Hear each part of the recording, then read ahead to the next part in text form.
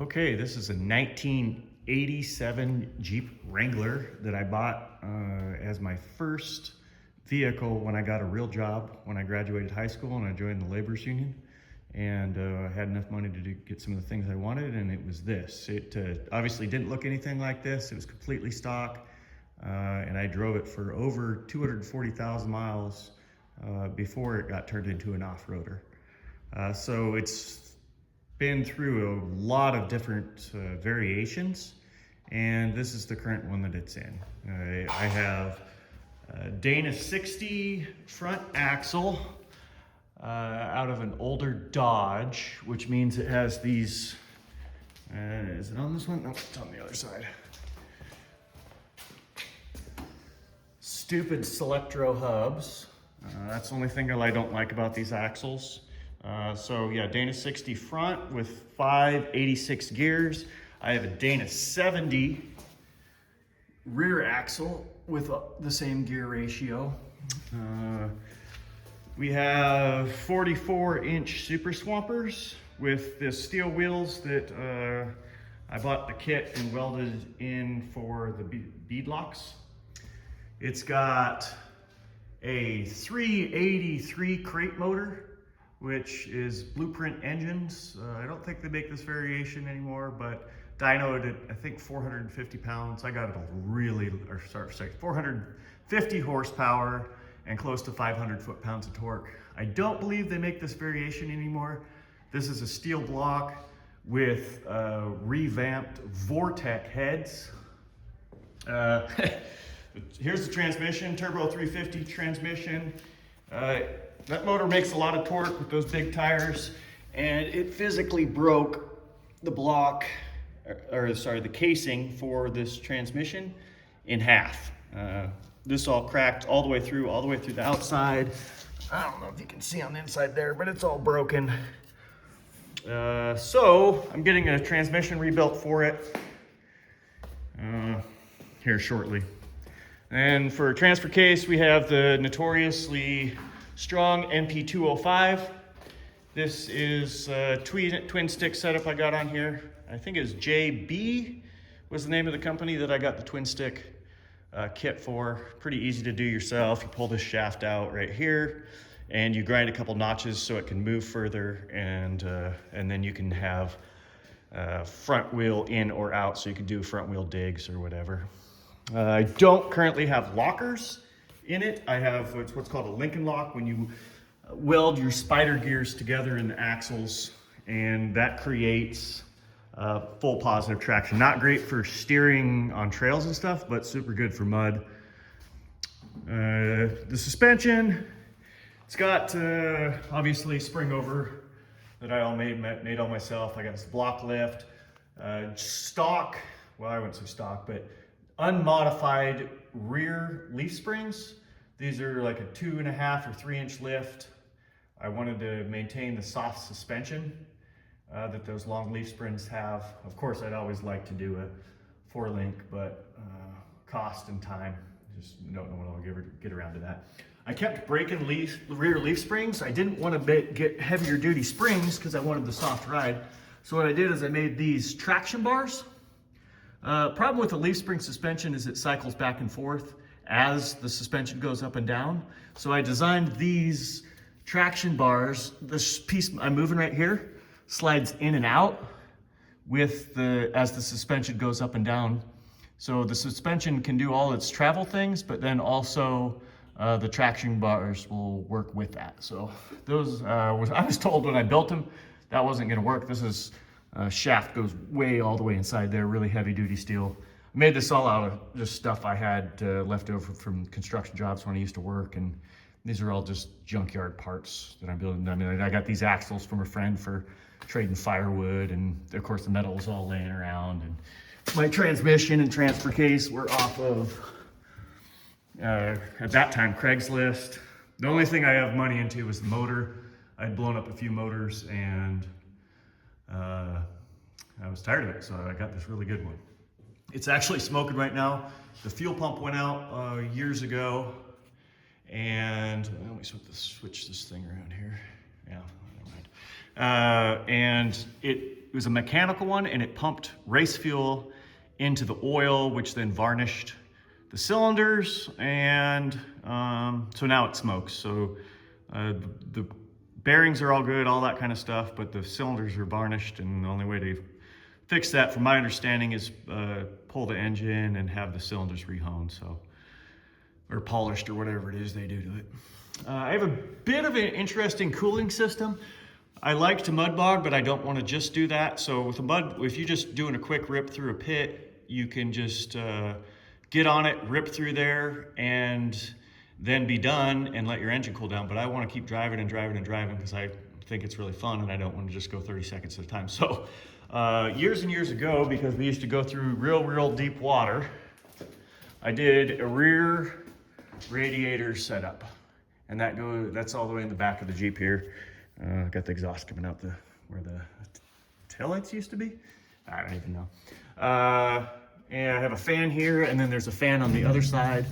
And this thing closes down and kind of seals the whole thing off. So I got a radiator right here. And that did really good for ripping through the mud and a few passes, but it just couldn't quite keep up.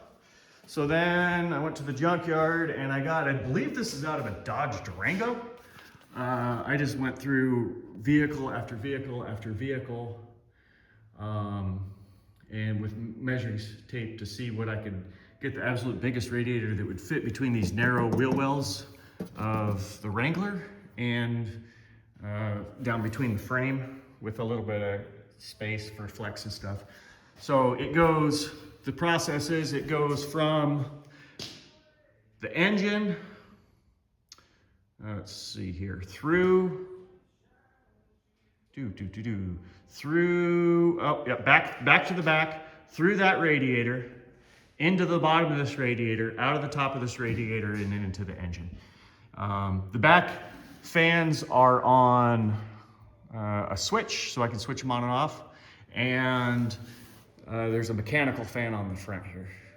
You can see right here it says PSC. I have PSC full hydraulic steering. It's got a valve body right here, connect to the original Jeep stuff, goes in, regular steering wheel. And then there's your PSC dual ram on the front here. Of course, all just metal I had laying around out behind my dad's shop, and fab to be able to fab that all up. Originally, I had made my own hydraulic steering system, and it worked pretty good if the engine was really revved up. It didn't work great with these giant tires, and if you were trying to crawl over stuff, you'd have to rev the engine to be able to turn. And I think I still have that. Yeah, it's still back here.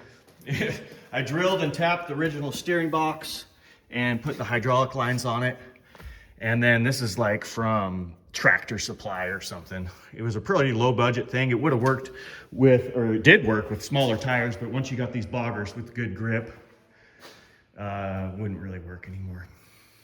I did some cutting, get a little more traction. My front tires, I cut half of every other lug off, the small lug on these boggers. This is so you're still able to turn but still clear real nice in the real heavy clay that we have around in our region here. And the rear tires, I completely removed the lug. I just used one of those oscillator tools, some WD-40 and a pair of vice grips. You grab it with the lug itself with the vice grip and kind of pry back, and then you use your other hand with the oscillators. You get that oscillator blade, a little bit of WD-40 on it so it doesn't stick and rattle all over the place. And then those things just peel right off. So it was actually pretty easy to do. Aside from that, that's, just a quick rundown. Oh yeah, and of course the front suspension, I have a traction bar, same style that I made for the back. It worked so well, I made another one for the front. This one right here, this piece slides in and out, and it's got a cheap Tractor Supply Heim joint style on the front of it. And then the front leaf springs, all the added weight from the V8 and all the heavy duty stuff. I did cut apart 2 leaf springs kits, and I added I think this one and this heavier leaf down here out of other lift kit springs to create a stiffer suspension on the front to make up for the heavier engine and all the components and stuff, which it actually rides pretty nice. Jumped it a few years ago. I didn't have good bump stops. Well, I didn't have any bump stops, so it bottomed out the suspension and broke that piece right there. Ripped these are shock mounts that I just purchased. Ripped the shock mount off, broke a bunch of stuff, but actually handled the jump pretty good. But now I made these just kind of half-assed boxes, steel boxes with some rubber mounts. I'll eventually want to get some, whatever those stops are called with the gas-filled stops. I'm drawing a blank right now. As far as the top goes, the top was a junkyard one that I found. It had a giant hole in the middle. I just used fiberglass and filled it in. Kind of pointy on the top. My buddy Mike was right in here one time. We hit a huge bump and he's got a bald head and it hit that and cut it open. Wasn't super great, but it was a little bit funny. It's got some just cheap, I think O'Reilly's racing seats in there. Gauges all work, all those are, I actually just replaced those. I have 2 temperature gauges, one's on the block and one is where you'd normally have it, so I can read the temperature of the engine block and what the temperature coming from the engine to the radiator is. So got the 2 of those. What else we got? Oh, I handmade these. These are just sheets of aluminum. Made these sliders for them. Yeah, they're all beat up and cruddy now. They looked real nice when I made them, but they're starting to show their age. And then it's cool to throw mud, but also if you're doing a lot of off-roading and you want to just do more than 1 or 2 passes, these tires will throw clumps the size of baseballs, and they'll go up, they land on the top of the rig, land on the hood, and pretty soon your rig weighs, you know, could be 1,000 pounds more than it did. So then I made these, this is just bent conduit, and then I stretched aluminum over it, cut it, and then these actually bolt on. You can bolt them and unbolt them. Got some bolts here, same with the front. Originally, when this was street legal, it had 35s on it. I'd cut these vents in to help it cool a little bit better when you're driving on the highway. And that's pretty much the rundown of what the Jeep is now. That's aluminum splash guard, tranny cooler, all that kind of stuff. So what's coming up next? As you can see, pretty dirty in there because the last time I took it out, I wasn't able to get it off the trailer until I drug it in here because the transmission was broke. But there's actually, if we move some of this junk around, there's actually quite a bit of room under here. And what I want to do is I want to try to do a twin turbo setup, but with junkyard parts, pretty much like the whole rest of this build. I want to get some exhaust manifolds and modify them and put some, I found some used turbos off a 7.3 diesel, 2 of them. And I want to mount dual turbos. The only thing that's going to cost a bunch of money is going to be the fuel injection system. You can't run a carburetor with a turbo unless you do a pull through, and I've heard that doesn't work that great. So I'm going to need a fuel injection throttle body system that will be capable for boost, and those are pretty expensive. We're looking like maybe $2,000, maybe a little under than that. But I think close to $2,000 by the time you get your pump and all that kind of stuff. And then we'll have to get rubber boost boots and all that kind of stuff. So that'll cost some money. I do want to, a lot of people when they run their turbos in their off-road rigs, they'll run the exhaust out the sides.